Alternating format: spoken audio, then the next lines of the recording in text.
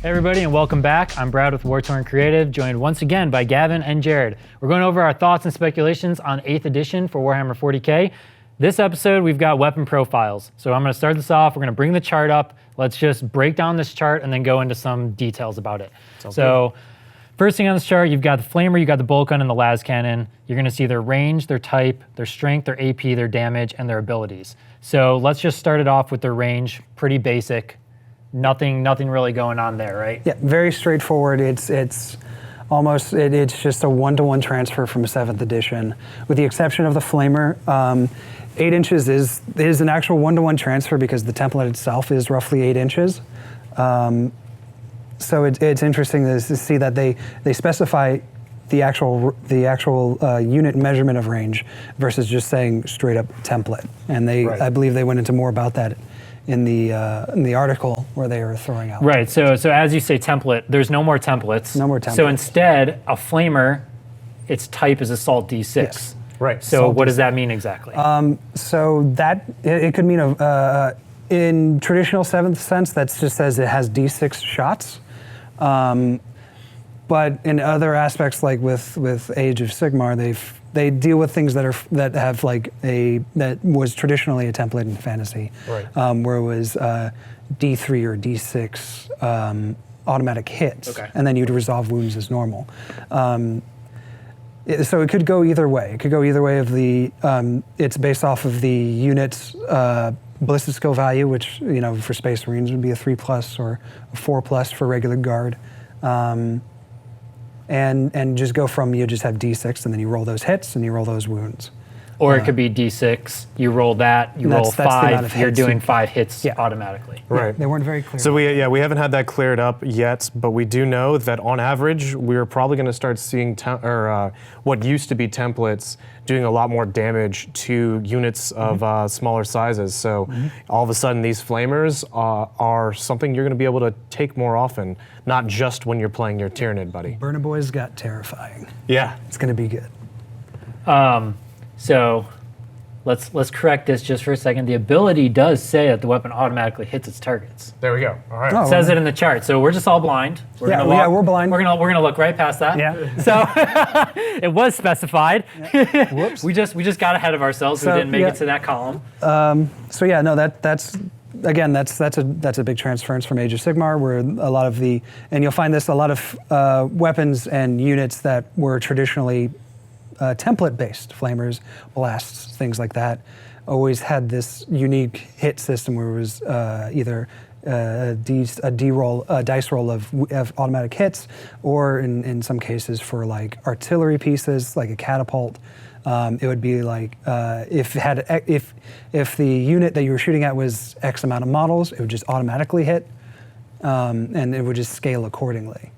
So I think that's a better cleanup, and as a consequence, we could probably see that scattering is no longer a thing because templates are gone. Right. So that scatter mechanic will really just be more transferred into just rolling poorly on your hits, right? If you're rolling 2d6 on how many hits you're getting from it, you roll double ones, and I mean that's almost the same thing as scattering really poorly. You're hitting 2 units, or sometimes you scatter off, but I guess we don't have to really worry about that. All right, so going on a little bit more into the table. So you got the bolt gun, range, rapid fire 1, the strength is 4, AP is nothing, and the damage is 1. So I want to talk about the rapid fire one. Yeah. It's interesting because in 7th we just had rapid fire. We didn't really have a numerical connotation right afterwards, and a lot of people have speculated whether that's going to be the old version of rapid fire, where if you were stationary you had 2 shots, and 1 was the modifier. Like if it was rapid fire 2, you shot a 2 additional. Yeah. Okay. Or it could just be very well a 7th edition transfer, where if you were half range, you just shoot 1 additional shot, or if it was rapid fire 2, you just shoot 2 additional shots. Okay. It'll be interesting to see how the rapid fire mechanic has been in the game for quite a while. I mean, they've changed it around a little bit, and it'd be interesting to see if 5th and 6th and 7th all had the same rapid fire. It'd be fun to see if they're changing it back or if we're getting something completely new. So then we go on to the las cannon. This one adds a little bit of a twist for changing into 8th edition. Heavy 1, strength 9, AP is -3. Yep. We've never seen that before.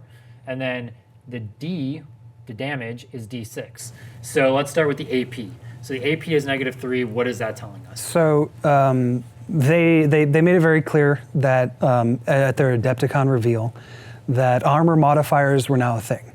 And again, Age of Sigmar, they have a mechanic called rend.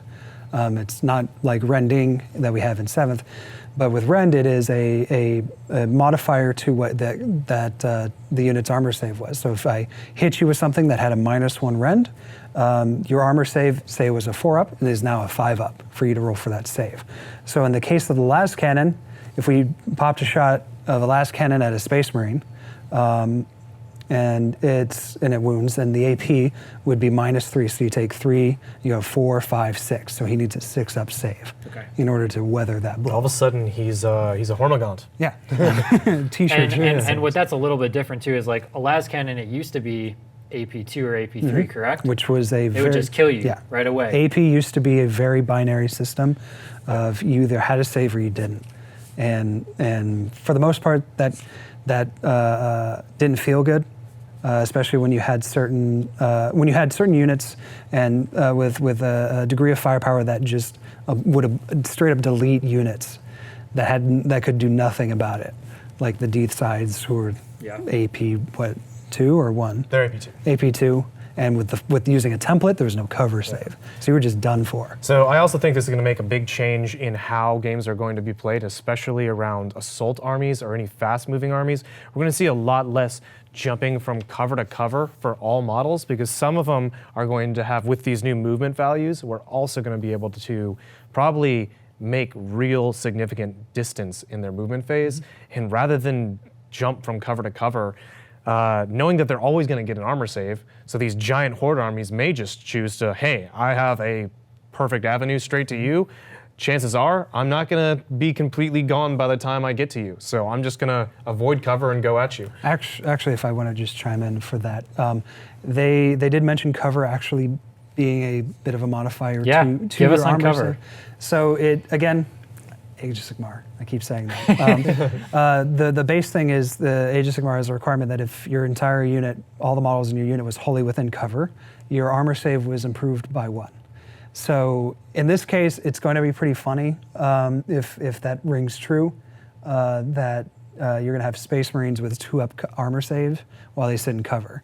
But on that same notion, las cannons are still good because it's -3, and it's just going to completely, like as they said in the article, just blow you through out of the cover. Right. So cover's done a little bit differently altogether. So if we touch on that really quick, cover now is not, you're not getting a cover save. You're not getting a flat cover save anymore. Yeah, right? they specified that it was kind of weird that when you get shot at, you either had you would pick your best save, whether it was a armor save or a cover save, and they didn't interact. They didn't mesh together.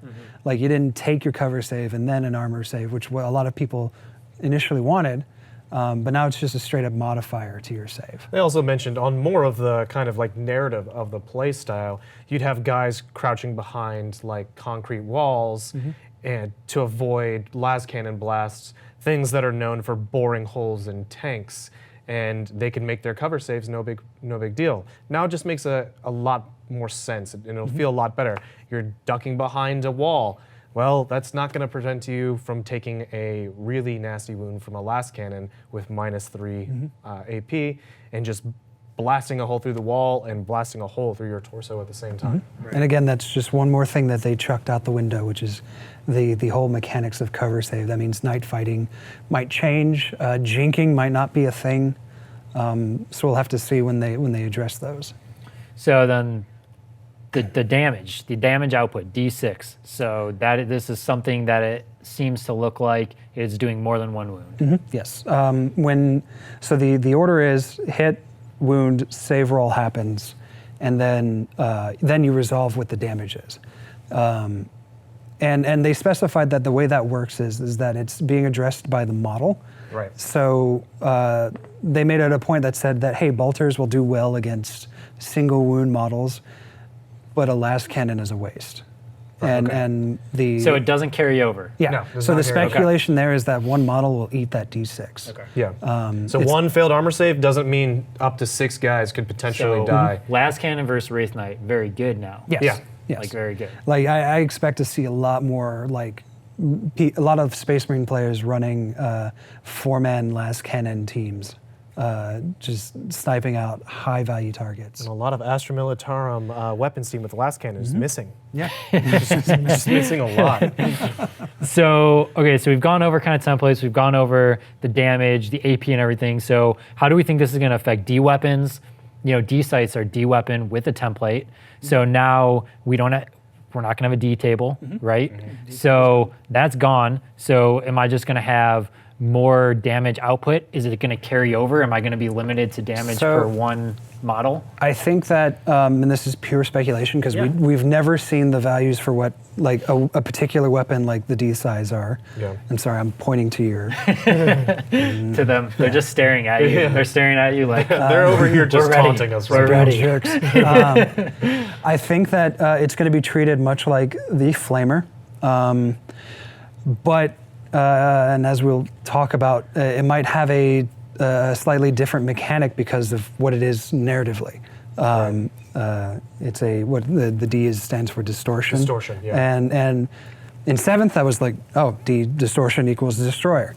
In this case, it may actually just be. I think that it might end up being D3 automatic hits that could wound on a 2+, or it could just straight up be D3 automatic mortal wounds in this case. So kind of taking what there was in the D table, where if you roll a 6, like, you're bye-bye. Yeah. You're Yeah. getting, 6 to 12, wounds right there. Cutting that down so it's not as extravagant, but making it a little bit easier where you could hit more and wound more consistently almost. Right. To where it's like, hey, if I have to, wound, 1 or a 6, guys, now on average I'm getting 3, it's like a give and a take kind of. Right. So they might try to kind of level it out a little bit. rather And they're than still being OP. performing their same battlefield role that they would be in the past, which was mostly focusing on killing really high priority large wound models, such as vehicles and monstrous creatures. And I think we're going to see that still hold true in 8th edition, and I think all D weapons are probably going to get mortal wounds of some sort. And I think the way mortal wounds just work a lot more. The D table has always been known for causing unfun matches. If your opponent is rolling a lot of 6s on the D table, it doesn't feel good. And if you're rolling a lot of 1s on the D table yourself, it feels bad as well. So having mortal wounds where you have a more standard thing, and then we have invuln saves. So it's just going to be interesting to see how all this stuff works together. Cool. So do you guys think that there's any like big standout positive or negative like with weapons? Like what's your one take from kind of the weapon profiles that you like or dislike? My take is that again, it's more straightforward. The AP is, I think it's overall it's a boon. You have your weapons that are going to do really well against multi-wound in this environment. Multi-wound now targets, i.e. vehicles, excel against those. And the more anti-infantry based weapons are going to be the go-tos for that.